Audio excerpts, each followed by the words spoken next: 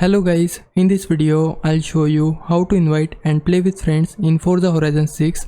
It's actually really simple to set up. So first open the pause menu and then head over to the online tab.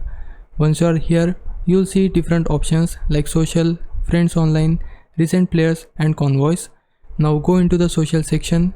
From here you'll be able to see your friends list, online players and other multiplayer options.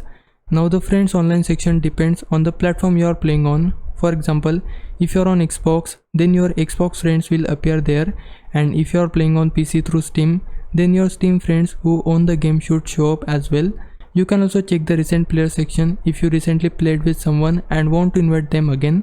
Now to actually start playing together, press Y or triangle on PlayStation to create a convoy.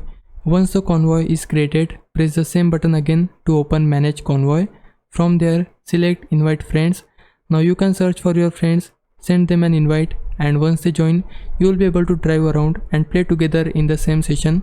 So yeah, it's honestly a very quick and easy process, and that's basically it. Hope this helps. Leave a like and subscribe my channel. Thanks for watching.